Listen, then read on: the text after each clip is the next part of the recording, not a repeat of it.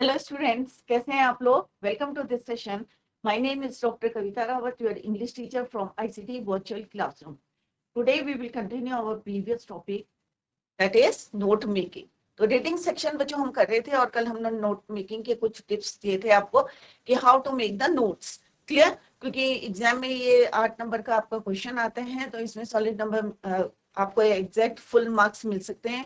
You will get full marks in your exam अगर आपके notes जो हैं सही बने हो. कौन कौन से जो हमने कल टिप्स जो है यहाँ पे डिस्कस करी थी, आई होप सबको क्लियर हो गई होगी. आज हम जो है एक और अनसीन पैसेज करेंगे और उसके नोट्स बनाएंगे और इसी तरह से आपको एग्जाम में बनाने हैं नोट्स. और किन बातों का ध्यान में रखना है, जैसे 1 पॉइंट लिखना है, कोई भी आपको पैसेज जो है पैराग्राफ आपको पढ़ना है अनसीन पैसेज का और उसके अकॉर्डिंग आपको जो है पैराग्राफ वाइज जो है नोट्स बनाने हैं. फर्स्ट पॉइंट बनाएंगे तो 1.1 लिखना है आपको और उसके भी अगर सब पॉइंट बनते हैं तो 1.1.1. क्लियर. तो इस तरह से कुछ जो है हमने टिप्स, कुछ रूल्स हमने पढ़े थे कि किस तरह से आपको नोट मेकिंग करते समय क्या करना है. आपको फ्रेजेस को जो है यूज करने हैं आपको, ना कि कंप्लीट सेंटेंसेस. तो don't use complete sentences while you are making note. Clear. तो यहाँ पे हम और एब्रिविएशंस जो है आपको यूज करनी है. तो यहाँ पे हमने पढ़ा था और कल मैंने यस्टरडे वी डिस्कस, एक बारी इसका क्विक रिवीजन करते हैं कि कंप्लीट सेंटेंसेस आपको जो है नेवर यूज कंप्लीट सेंटेंसेस. हमेशा आपको क्या यूज करना है, फ्रेजेस यूज करनी है. नोट मेकिंग क्या होते हैं ये कल हमने डिस्कस करा था. To capture the, it means to capture the key ideas, जो आपके थीम होते हैं from the given passage. Clear. और क्यों बनाते हैं, क्योंकि एक ऐसा टूल है, wonderful tool to take notes in the class. It is easy to carry, right. और एग्जाम से पहले अगर आपको कोई रिवीजन करना है तो आप नोट्स के से जो है इजीली आप रिवाइज कर सकते हैं. क्लियर. शेयर नोट्स करना है, it is easy, right. Even revise for an exam. दूसरा हमने पढ़ा था कि मेन पॉइंट आपको लिखना है, कोई भी पैराग्राफ, ईच पैराग्राफ का जो भी आप पैराग्राफ रीड कर रहे हैं उसका मेन पॉइंट, सेंट्रल थीम क्या है और उस आइडिया से आप क्या करेंगे, उसके सब पॉइंट्स बनाएंगे. क्लियर. सब points should be limited to 5 supplementary ideas which become sub points. Do not give examples, कभी भी एग्जांपल ना दे नोट बनाते समय. Provide an appropriate title, after जो है पूरा कंप्लीट हो जाता है तो समरी को आपको एक अप्रोप्रिएट या सुटेबल टाइटल देना है. Include A minimum 4 to 6 distinctly different recognizable short forms अगर नेसेसरी है for the longer words, abbreviations. Provide the key for the short forms at the end of the, जैसे मैंने कल भी आपको बताया था कि एक आपको क्या देना है लास्ट में, की टू एब्रिविएशंस. जितने भी आपने एब्रिविएशंस यूज करे हैं उसका जो है एक आपको लास्ट में देना पड़ेगा, लिखना पड़ेगा आपको, जो भी आपने शॉर्ट फॉर्म्स या एब्रिविएशंस यूज करे. Cover all the important points in the passage. ये नहीं है कि आपको जो पूरा पैसेज को जो है कवर करना है, आपको किस में करना है, पॉइंट्स में कवर करना है, ना कि उसको कंप्लीट सेंटेंसेस में. Clear. In the summary use third person in direct speech and the past tense wherever possible. Write the summary in complete sentences. Summary में हमेशा याद रखिए डोंट यूज फ्रेजेस, वहां पे नेवर यूज फ्रेजेस, वहां पे phrases use नहीं करने, वहां कंप्लीट सेंटेंसेस यूज करने. क्लियर. तो ये हमने ऑलरेडी डिस्कस करा था एंड हमने यस्टरडे भी कंप्लीटेड. एक हमने अनसीन पैसेज के पे बेस्ड जो नोट्स बनाने थे वो हमने यस्टरडे भी कंप्लीटेड. क्लियर. तो इस तरह से हमने नोट्स बनाए थे. तो आपने देखा था कि फर्स्ट पॉइंट था और फर्स्ट पॉइंट का 1.1 और हमने यहाँ पे एब्रिविएशंस जो है या शॉर्ट फॉर्म्स यूज करे थे और उसी के जो है लास्ट में eight the end of the passage या एट द एंड हमने क्या दिया है यहाँ पे, नोट मेकिंग के एंड में लिस्ट ऑफ एब्रिविएशंस. लास्ट में हमने समरी लिखी थी और कैसे समरी लिखनी है ये भी हमने कल डिस्कस करा था. यूज योर नोट्स, जितने भी आपने नोट्स में पॉइंट्स लिखे हैं उनके कंप्लीट सेंटेंसेस लिख के आप जो है समरी को कंप्लीट कर सकते हैं. राइट. नेक्स्ट हमने करा था कि एक सुटेबल या अप्रोप्रिएट टाइटल दिया था. Right. The art of effective listening. Clear.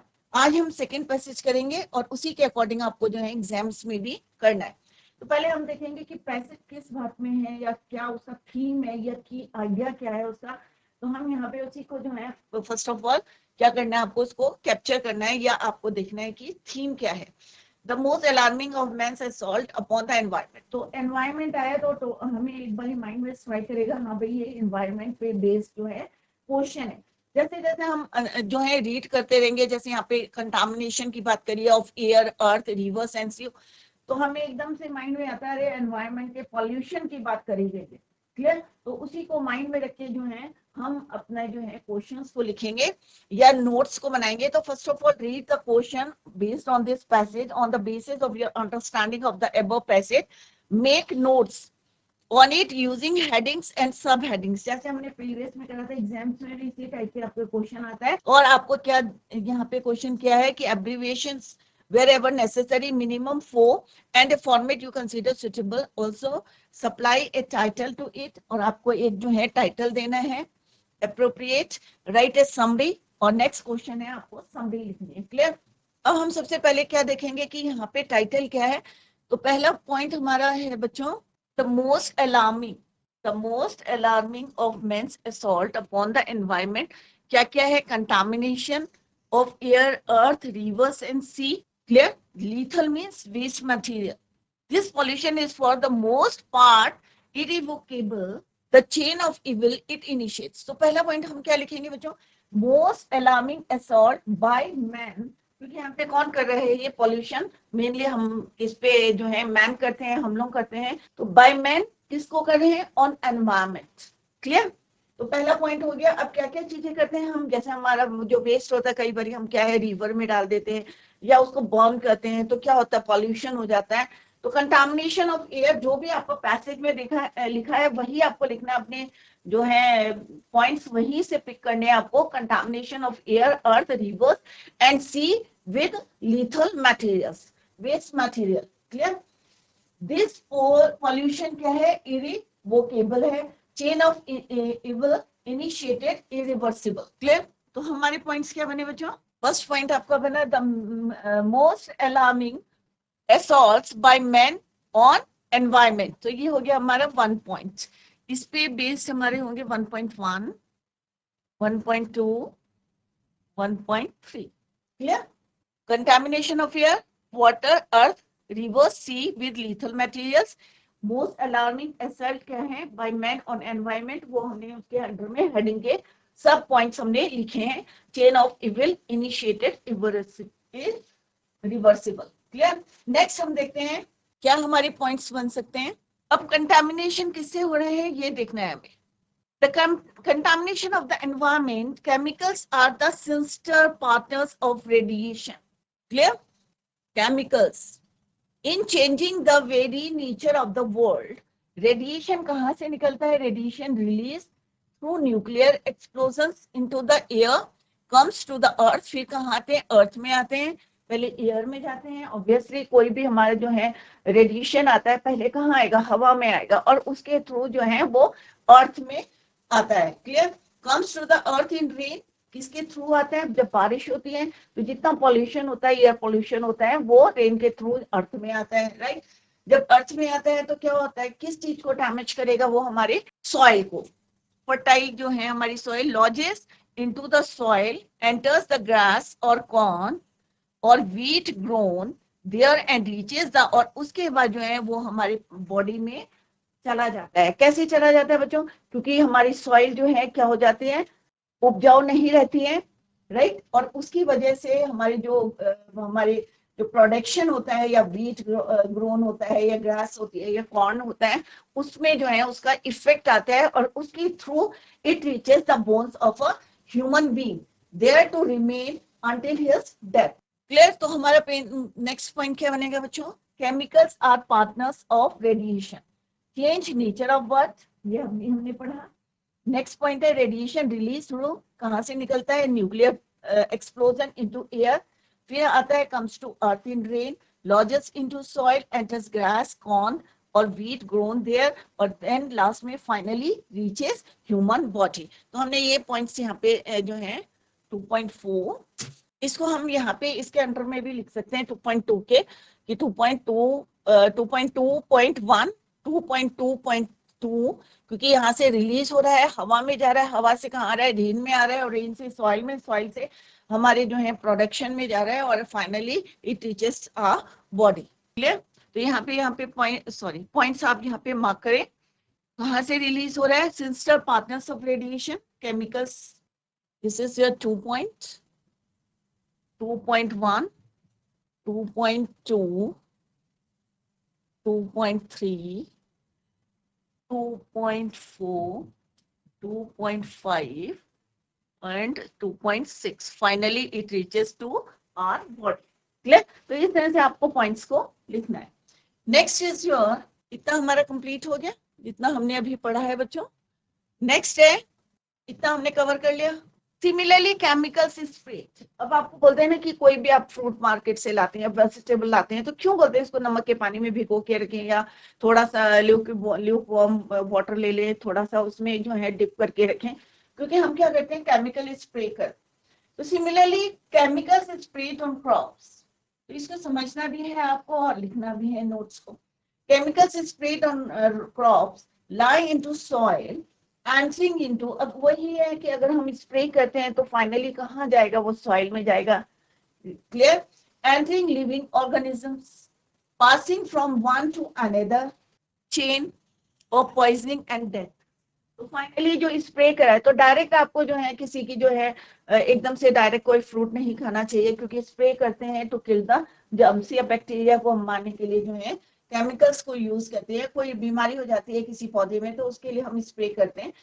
तो ये किस तरह से हमारी बॉडी में एंटर करता है, और they pass by underground streams until they emerge and combine into new forms that kill vegetation, sicken cattle, harm those who drink from once pure wells. Clear? तो नेक्स्ट क्या है, केमिकल स्प्रेड ऑन क्रॉप्स. जैसे अभी हमने first point क्या पढ़ा था, लाई long in soil, क्योंकि सॉइल में काफी दिनों तक पड़ा रहता है. एंटर्स कहाँ एंटर करता है, लिविंग ऑर्गेनिजम्स में. यहाँ पे हमने शॉर्ट फॉर्म्स यूज करी है. passes from one to another in chain of poisoning and death, passes an underground stream to emerge, combines into new forms, may took million of years to produce life that inhabited. तो यहाँ पे क्या है बच्चों, next point है आपका chemical spread on crop. ये भी उतने ही जो है हार्मफुल होते हैं. तो this is your third point. कहाँ है, ज्यादा समय तक कहाँ रहता है, lie long in soil, entering into living organism, passing from one another, chain poisoning, kill, ये भी आप ऐड कर सकते हैं उसमें, sicken cattle and harm animals. यहाँ तक आप लिखेंगे. Clear? It took hundreds of millions of years to produce the life that now inhabits the earth and reach a state of adjustment and balance with its surrounding. क्योंकि हमें million years लगते हैं. अगर कोई आपकी जो पॉल्यूशन है, कोई भी है, चाहे केमिकल स्प्रे है, कई समय तक जो है हमारे कहाँ रहता है, सॉइल में रहता है या एनवायरमेंट में रहता है. तो उसको बैलेंस करना जो है, आपको पता है कि किस तरह से, and reach a state of adjustment and balance with its surrounding. The environment contained elements that were hostile as well as supporting. Even within the light of the sun, there was short-wave radiation with power to injure. So next point आपका आएगा बच्चों. Fourth point है आपका, took million of years.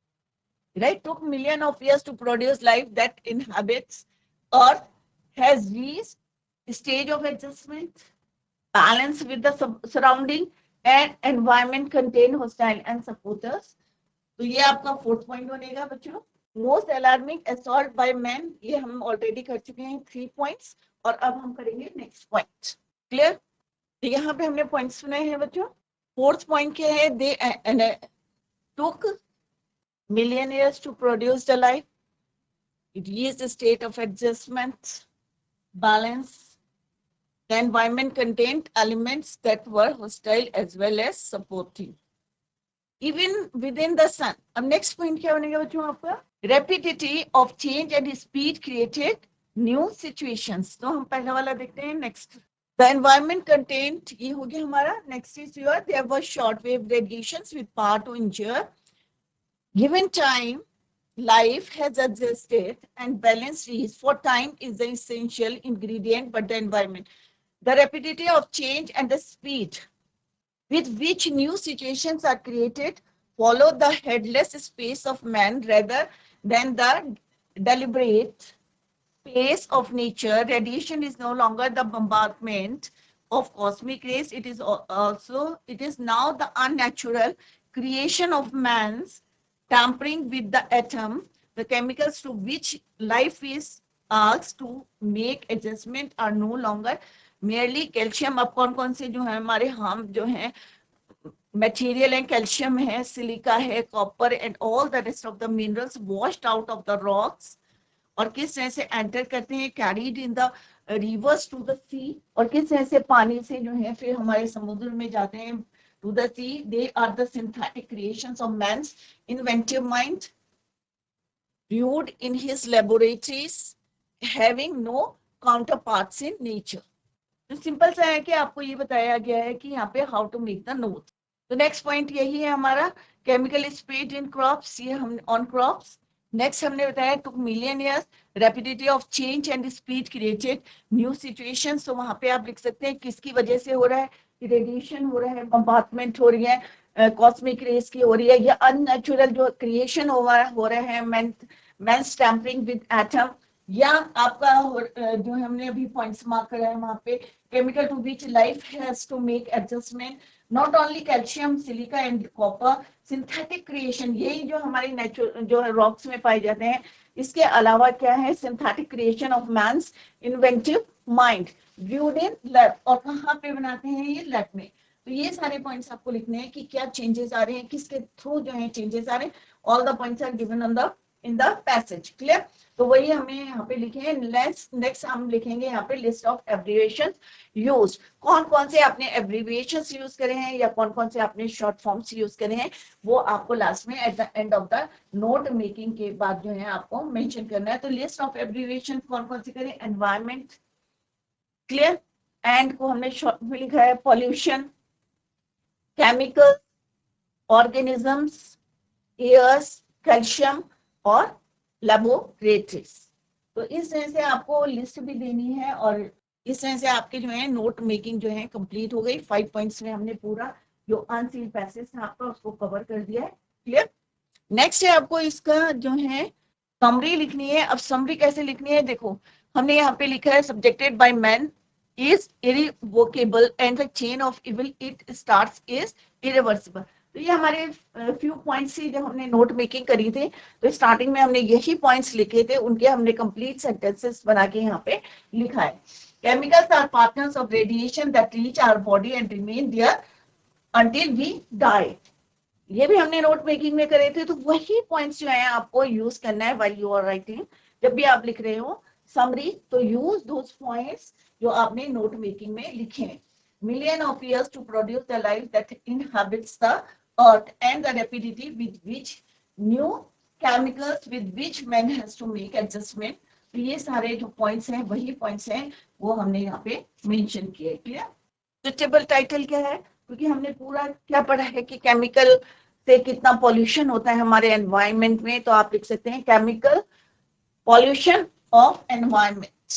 Clear. और भी कोई आपको suitable लगता है तो यू कैन आप उसको भी लिख सकते हैं. तो ये हमने जो है एक एग्जांपल से आपको बताने की कोशिश करी है how to make the notes, how to make the points, how to make the theme, कैसे लिखनी है, उसकी थीम लिखनी है या मेन पॉइंट लिखना है, उसके बाद उसके सब पॉइंट्स लिखने हैं. और अगर कहीं पे नेसेसरी आपको लगता है तो एब्रिविएशन से हमने यहाँ यूज करेंगे. तो इसी तरह से आपको एग्जाम्स में करने हैं तो आपको you will get full marks.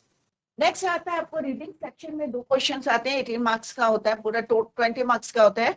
तो किस तरह से आपको रीडिंग सेक्शन में एक हमारा आता है नोट मेकिंग आता है और सेकंड आता है हमारा कॉम्प्रीहेंशन. अनसीन पैसेज दिया रहता है और उस पर बेस्ड क्वेश्चंस दिए रहते हैं, शॉर्ट क्वेश्चंस दिए रहते हैं और वोकेबलरी दी रहती है और उसको आपको क्वेश्चन में करना होता है. 5 और 3 मार्क्स का होता है आई थिंक. तो 8 मार्क्स आपके इसमें होते हैं अनसीन पैसेज में. तो first of all read the passage quickly, study the question given at the end of your passage. तो एक मेथड होता है बच्चों, सबसे पहले क्या करते हैं हम जो भी क्वेश्चंस जो हैं पैसेज पे बेस्ड होते हैं उनको रीड करते हैं. क्लियर. तो जब हमारे माइंड में क्वेश्चंस रहते हैं तो हमें जो है इजी रहता है to find out the answer from the passage. Clear. तो फर्स्ट ऑफ ऑल आप क्या करेंगे, read the question given at the end of the passage. तो पहला क्या दिया है यहाँ पे आपको एमसीक्यू क्वेश्चंस दिए रहते हैं, उसी को पैसेज पे बेस्ड रहते हैं. क्लियर। तो डायोक्सिन पे है तो आप जो है माइंड में रखिए कि हाँ भाई फर्स्ट क्वेश्चन इस पे है। गैसिफिकेशन पे है, garbage can be converted into energy, किसके थ्रू होती है, ऑप्शंस आर गिवन हियर। आपको बस माइंड में ये रखना है कि हाँ भाई किससे होता है, garbage can be converted into energy, उसको क्या कहते हैं, right. Indian garbage contains, Indian garbage में क्या होता है, लो मॉइस्चर होता है, हाई मॉइस्चर होता है। तो जब हम जो है रीडिंग करते हैं तो हमारे माइंड में रहते हैं हाँ भाई ये क्वेश्चंस हमसे पूछे गए हैं और हम इनको how to write. Clear. Next है इस पे बेस्ड क्वेश्चंस हैं बच्चों। Which toxic chemical is release on burning plastic waste. तो अब आपके माइंड में रहेगा कि हाँ भाई पहला क्वेश्चन क्या है कि जो टॉक्सिक केमिकल्स हैं कि जब हम बर्न करते हैं तो उसमें से जो है प्लास्टिक वेस्ट को अगर हम बर्न करते हैं तो कौन से टॉक्सिक केमिकल्स जो है उसमें से रिलीज होते हैं और कितने हमारे हार्मफुल है। तो फर्स्ट क्वेश्चन ये है, तो लेट्स सी कि क्या हमें फर्स्ट क्वेश्चन का आंसर मिलता है या नहीं मिलता है। नेक्स्ट क्वेश्चन है what is the aim of waste to energy project. एक प्रोजेक्ट का यहाँ पे मेंशन किया हुआ कि वेस्ट टू एनर्जी प्रोजेक्ट का एम क्या है, what is likely to happen during incineration. हम ये दो क्वेश्चन हमारे माइंड में, हम लेट्स सी। अब हमारा जो जब हम रीडिंग करेंगे when plastic waste is burn, तो अभी आपको क्लियर हो गया है कि यहाँ पे हम किसकी बात कर रहे हैं कि प्लास्टिक वेस्ट जब बर्न होता है तो कौन कौन से केमिकल्स निकलते हैं, कितना हमारा एनवायरनमेंट डैमेज होते हैं, कौन कौन से प्रोजेक्ट जो हैं चल रहे हैं, हमारे माइंड में एकदम से आ जाता है। When plastic waste is burn a complex wave of toxic chemicals.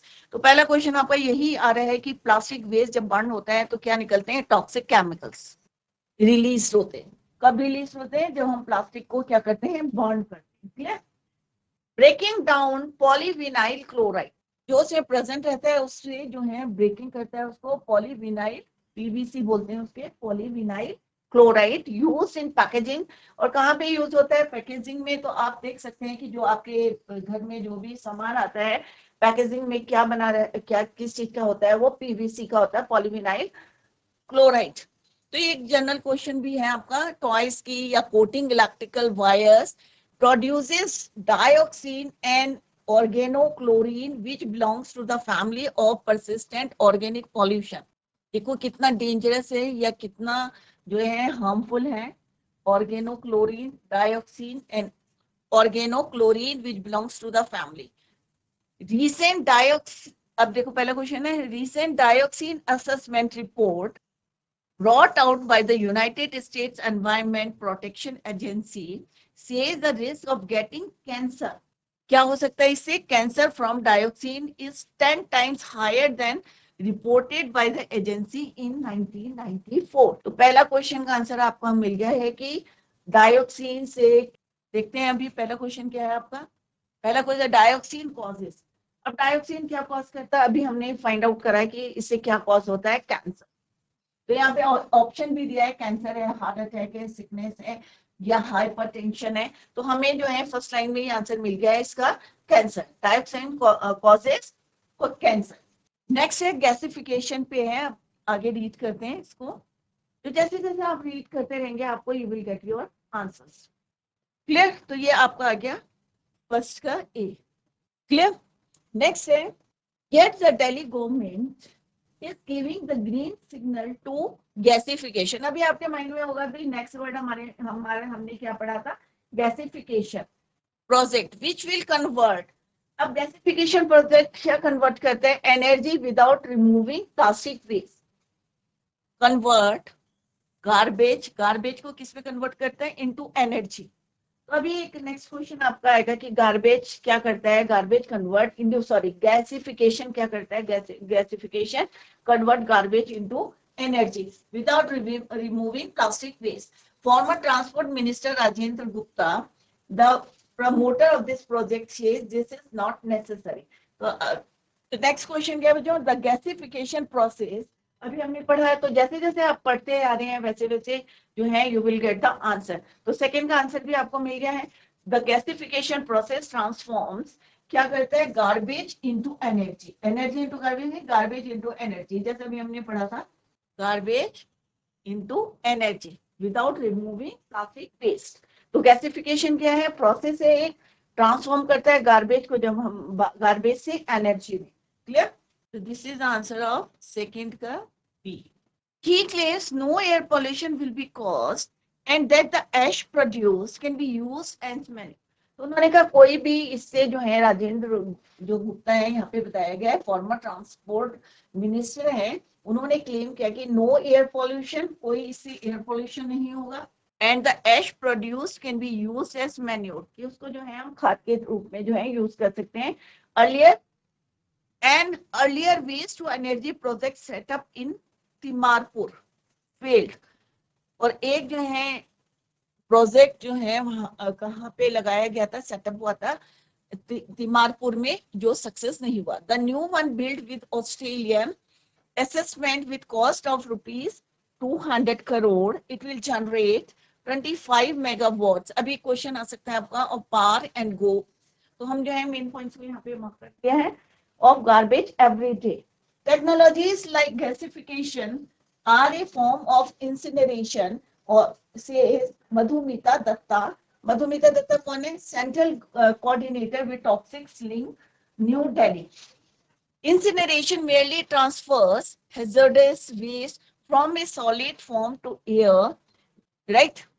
Toxin produced during incineration, क्योंकि जब भी कोई चीज आप जलाते हैं तो क्या होगा, उससे प्रोड्यूस होता है हमारे टॉक्सिन्स. क्लियर? और वो क्या पॉल्यूट करेंगे, including acidic gases, heavy metals as well as dioxins and furans. The manure will be hazardous and the problem to dispose, says Datta. Municipal solid waste. अब हम देखते हैं कि क्वेश्चन क्या है बच्चों based on this passage. Next question क्या है, garbage can be converted into energy. अब अगर हमें गार्बेज को कन्वर्ट करना है, garbage can be converted into energy, तो क्या प्रोसेस है, इस प्रोसेस को क्या कहते हैं? अभी हमने क्वेश्चन पढ़ा है कि the gasification process transforms energy garbage into energy, right? तो कौन सा प्रोसेस आएगा? garbage can be converted into energy by gasification. तो ऊपर से ही आपको आंसर मिल जाता है कि गैसिफिकेशन क्या है, एक प्रोसेस है जो हमारे गार्बेज को किसमें कन्वर्ट करता है, एनर्जी में. क्लियर? तो गैसिफिकेशन. नेक्स्ट है इंडियन गार्बेज. तो अभी ये क्वेश्चन नहीं का आंसर नहीं आया है, तो इसको ऐसे छोड़ देते हैं, और tomorrow we will continue the same. और किस जैसे एग्जाम में अनसीन पैसेज से you will get full marks in your exam, वो हम यहाँ पे डिस्कस कर रहे हैं. Tomorrow we will continue the same. Till then bye, take care, have a nice day.